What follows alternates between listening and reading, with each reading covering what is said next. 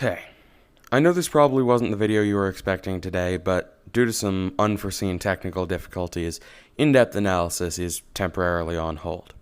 So, instead of the originally planned video on health and resistances, we'll be finishing off the last of the viewer-submitted weapons from the original run of Weapon Review, meaning that after this video, all weapons discussed will be completely new.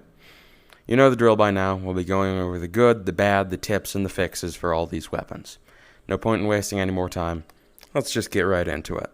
First up is the classic spear. Its primary strength is just how much reach you can get with it. The long wooden handle is really good for that. Besides reach, it has okay damage and moderately decent weight and handling. As for weaknesses, it doesn't have anything in particular that's insanely horrible.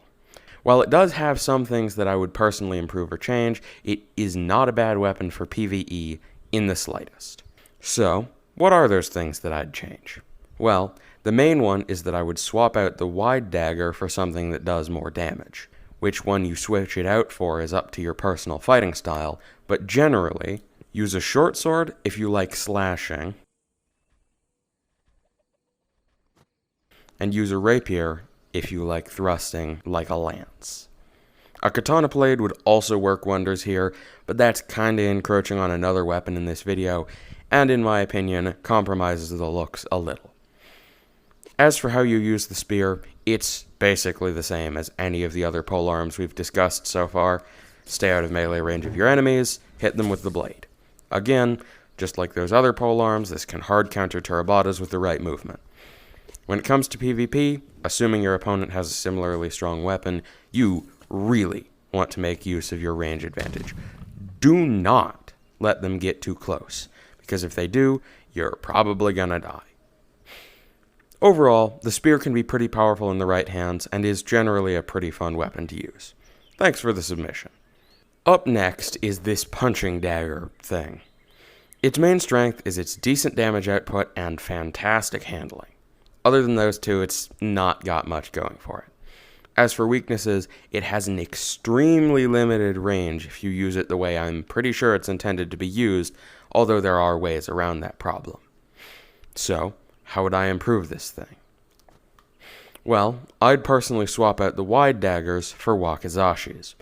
It's a straight damage upgrade, although it is harder to obtain as a result. Besides that, I'm not entirely sure how you could improve this without changing the main design of it. If you're willing to bend the design a little, replacing the directional attachment with a stronger weapon, like a katana, rapier, short sword, or other similar weapon, would probably be a good idea. Lastly, how exactly do you use it? Well, as far as I can tell, this is designed around being a punching weapon, so you probably should hold it in a way that allows you to do that. Additionally, using 2 of these is probably a good idea, just for the extra damage output. That said, there is another way to use it. If you grab it by the farthest point down on the handle, you can improve the range by a decent amount, as well as being able to use it like a standard weapon. Overall, I think that this weapon is pretty neat. I don't think it's particularly practical, but still, thanks for the submission. Third is the tactical shovel. It's not exactly good at anything, although it does have some tool use, being a shovel and all. If you're talking purely about combat, this thing is basically entirely weaknesses. The range is meh at best, the damage is about the same, and the handling is decent on a good day. So, what would I do to make this thing less bad? Well, the obvious choice is to replace the dagger blade with a short sword, rapier, or katana. Just doing that makes this weapon go from bad to decent. If you're also trying to squeeze a little more melee range out of it, replacing the rapier guards with a standard short sword guard would also probably give you a little bit more.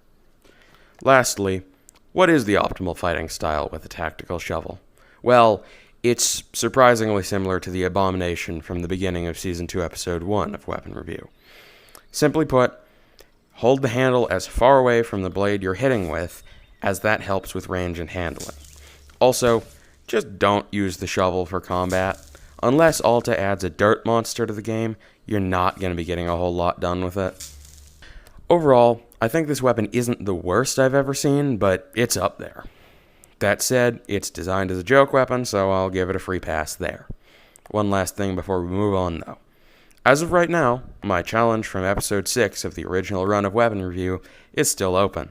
If you can market garden me in-game, I'll pay you $10 in Talums. Anyway, thanks for the submission. Fourth is the Odachi. Before any of you start typing angry comments at me for calling it that, I'm just using the name that the person submitted it under. Anyway, for its strengths, we've got insanely good reach, the highest non-phantom guarded light blade damage in the game, and an insanely large striking surface. As for weaknesses, there are surprisingly few.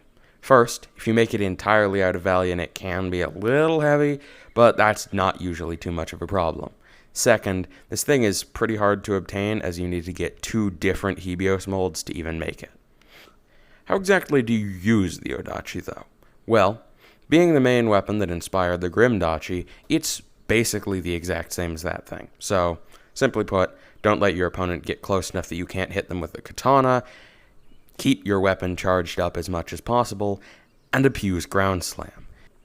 The insane reach of the Odachi, combined with the insane cripple damage provided by ground slam, allows for one of the most potent PvP combos in the game, as you can slow your enemy and then just wail on them without them being able to do much about it. Lastly, how would I improve this thing? Well, the only real improvement that I could think to make to it has already been done, and not by me. The Odachi is basically just the Grimdachi if you don't want to have to grind for a Phantom Guard. So if you want something stronger, just upgrade to that. Overall, this thing is fantastic in both PvP and PvE. In fact, I'd say that I'd rather use this for PvE than a Grimdachi. Generally, this will always be a great choice, regardless of scenario. Thanks for the submission. Last is the double-sided axe. For strengths, it's got good damage, good range, and it looks pretty cool. For weaknesses, it's mostly just that the decorative blades do meh damage at best, and that the weight can get pretty high if it's made entirely of Valiant. But otherwise, it's a pretty good weapon. How would I change or improve it, though? Well, my main change would be just to swap out the decorative blades for something that's a bit more damaging, but that's not really necessary, as you're going to be hitting with the axe heads anyway. Besides that, just don't make it entirely out of Valiant. Doesn't have to be pure mithril or whatever, just keep weight in mind when assembling it. Lastly, how do you use it? Well, like all the other long-handled weapons, just stay out of your opponent's melee range and smack them with the highest damage blade on the weapon. Again, this can easily beat Turbotas if you do it right. Overall, the double-sided axe is pretty cool. I think it's a great example of a weapon that uses decorative blades and directional attachments without being completely insane. Thanks for the submission. And with that, we're done with every weapon from episodes 10 and 12 of the original run of Weapon Review. Next episode will be entirely new weapons, so look forward to that. Also, if you have a weapon you want me to review in that next episode, or one of the ones following it, the link to submit that is in the description. But, with all that said, I'll see you around.